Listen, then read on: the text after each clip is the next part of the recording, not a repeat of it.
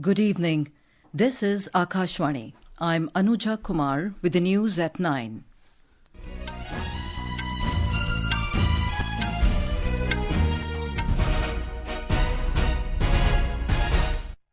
The headlines. India welcomes ceasefire between Iran and Israel. US President Donald Trump lashes out at Tehran and Tel Aviv for ceasefire violation immediately after truce. Prime Minister Narendra Modi asserts no shelter is safe for terrorists spilling blood of Indians. NSA Doval calls for urgent need to shun double standard against terrorism. Government authorises Chief of Defence Staff and Secretary of Department of Military Affairs to issue joint orders for all three services to modernise forces. Met Department forecasts favourable conditions for further advancement of monsoon into Delhi, Haryana, Punjab and Rajasthan in next 2 days. And in Anderson-Tendulkar Cricket Trophy, England were 269 for 4 wickets, chasing a target of 371 runs against India on last day of first test at Headingley in Leeds.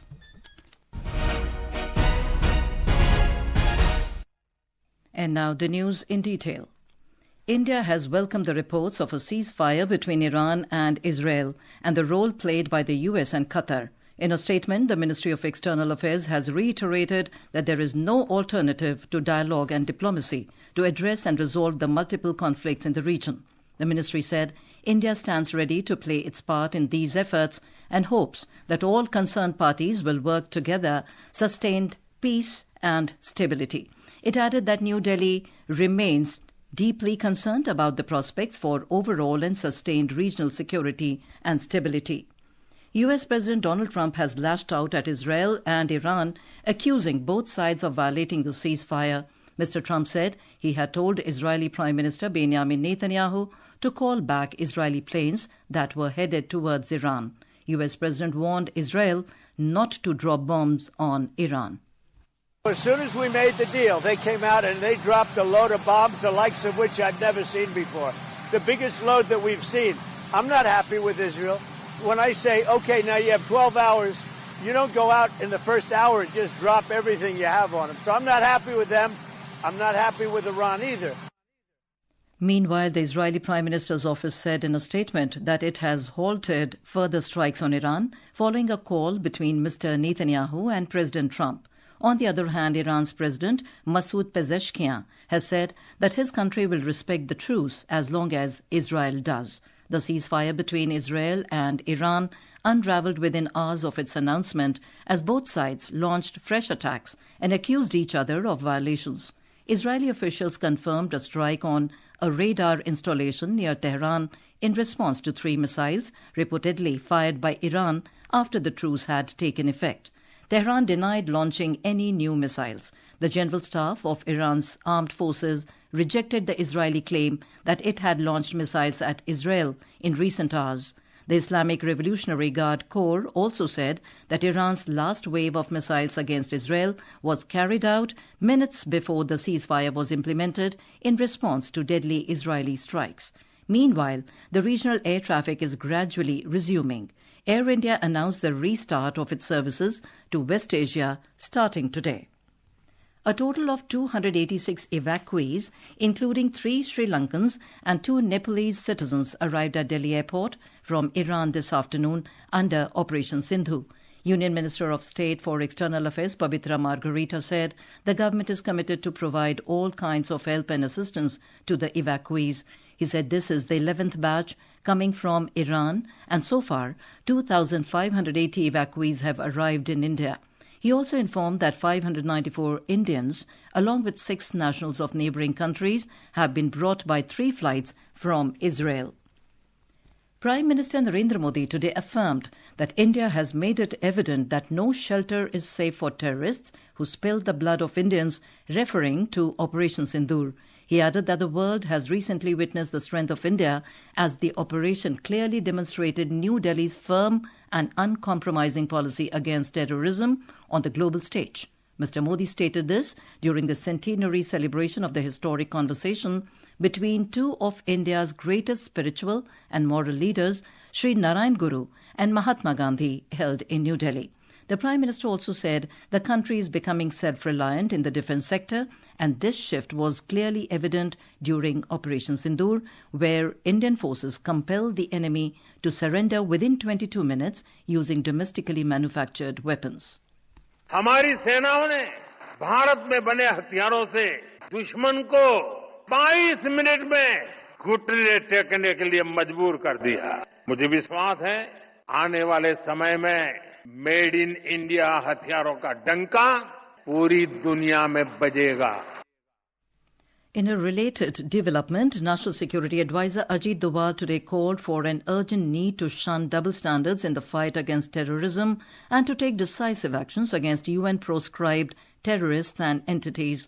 Addressing the 20th meeting of the Security Council Secretaries of the Shanghai Cooperation Organization member states in Beijing, Mr. Doval highlighted the need to reject double standards in the fight against terrorism and to take decisive actions against terrorists and dismantle their terror ecosystems.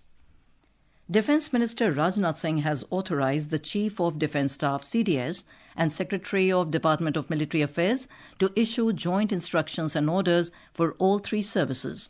This is a major step towards modernisation and transformation of the armed forces. In a statement, Defence Ministry said the decision marks a shift from the earlier system, wherein instructions and orders related to two or more services were issued by each service separately.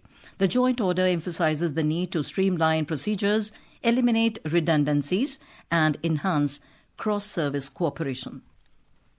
In a significant move to strengthen the Indian Army's operational readiness in counter-terrorism operations, the Ministry of Defence has cleared 13 contracts under the emergency procurement mechanism. These contracts, amounting to 1,981 crore rupees, have been finalised against an overall sanctioned outlay of 2,000 crore rupees for the Indian Army. This is Akashvani giving you the news. For quick news updates round the clock, follow us on our X handle at AIR News Alerts. And for details of these stories and more, log on to our website www.newsonair.gov.in and download the News on AIR app. Union Home Minister Amit Shah today criticised the Congress for imposing emergency in 1975, saying that the reason was not to protect the country's security, but to save the then Prime Minister Indira Gandhi's power. Mr. Shah said this while addressing a commemoration event, Apatkal Ke 50 Saal, in New Delhi. He urged everyone to remember that lakhs of people sacrificed their lives, careers and families to fight for the democracy of this country. Mr. Shah noted that the country won this fight because the people will never tolerate dictatorship. लाखों लोग jail में रहकर अपने परिवार का सब कुछ नष्ट कर कई लोगों के जीवन के कैरियर समाप्त हो गए और वो लड़ाई ने भारत के अंदर लोकतंत्र को जीवित रखा और आज हम दुनिया का सबसे बड़ा लोकतंत्र बनकर आज विश्व के सामने सम्मान के साथ खड़े हैं. Samvidhan Hatya Divas will be observed tomorrow. It serves as a reminder of what happened when the Constitution of India was trampled over on the 25th of June 1975. It is also a day to pay homage to each and every person who suffered due to the excesses of the emergency. A report. The emergency was declared in a backdrop of mounting political unrest and judicial developments that shook the legitimacy of the ruling leadership. Parliament passed a series of constitutional amendments during the emergency that weakened judicial review and institutional checks. Sharing his thoughts in the Man Ki Baat program of Akashvani, Prime Minister Narendra Modi had said that emergency was the darkest chapter of Indian history. यह भारत के इतिहास का काला दौर था. लाखों लोगों ने इमरजेंसी का पूरी ताकत से विरोध किया था. लोकतंत्र के समर्थकों पर उस दौरान इतना अत्याचार किया गया, इतनी यातनाएं दी गई कि आज भी मन सिहर उठता है. The Shah Commission of Inquiry found that over 1.07 crore sterilizations were conducted nationwide during the emergency. Around 26,000 government and public sector employees were retired prematurely. Anupam Mish, Akashvani News, Delhi. The Election Commission has refuted senior Congress leader Rahul Gandhi's allegation of poll rigging during the Maharashtra Assembly election, saying that the entire election process was conducted in a decentralized manner. The Commission said all elections were conducted by it strictly as per the electoral laws passed by the Parliament. Civil Aviation Minister K. Ram Mohan Naidu today said the black box of the Air India plane, which crashed in Ahmedabad recently, is being examined by the Aircraft Accident Investigation Bureau. Talking to media on the sidelines of an event in Pune, he rejected reports suggesting that the black box will be sent abroad for an inquiry. The Directorate General of Civil Aviation DGCA has carried out comprehensive surveillance at major airports including Delhi and Mumbai. The surveillance revealed multiple deficiencies across the country's aviation ecosystem. Two teams led by the Joint Director General carried out comprehensive surveillance during night and early morning hours at major airports. The benchmark domestic equity indices retreated from their day's high and ended with modest gains in a volatile trade today as uncertainties in West Asia conflict kept investors on edge. The 30-share index at the Bombay Stock Exchange Sensex advanced 158 points to close at 82,055 after hitting an intraday high of 83,018. The National Stock Exchange Nifty 50 added 72 points to settle at 25,044 after hitting an intraday high of 25,318. In sports, in the Anderson-Tendulkar Cricket Trophy, England were 269 for 4 at tea on the last day of the first test at Headingley in Leeds. England will need 102 runs in the final session of the day to win. Hosts England are chasing a target of 371 runs. On to weather, India Meteorological Department IMD has forecast favourable conditions for further advancement of monsoon into Punjab, Haryana and Rajasthan in next 2 days. Talking to Akashvani News, senior IMD scientist R.K. Jinamani said that monsoon will reach Delhi and other areas in the subsequent next 36 hours. The condition continue to remain favourable for advance of southwest monsoon over more parts of Rajasthan, remaining parts of Punjab, Haryana and also national capital Delhi during next 36 hours. Very heavy and extremely heavy rainfall up to 200 millimeter and more has been observed over mainly Konkan, Goa, Madhya Maharashtra, Gujarat region and Madhya Pradesh.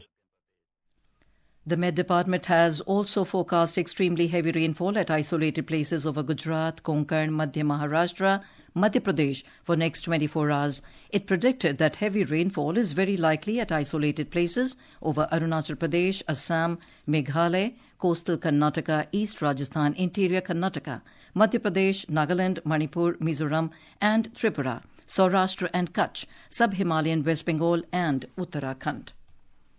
In Bihar, the southwest monsoon is fully active, triggering heavy rainfall in several parts of the state. Heavy rainfall has also occurred in the catchment areas of rivers originating from Nepal, and due to this, rivers including Gandak, Bagmati and Kosi are in full spate. According to the Central Water Commission, the water level of the Gandak River is rising rapidly, particularly at Dumaria Ghat in Gopalganj.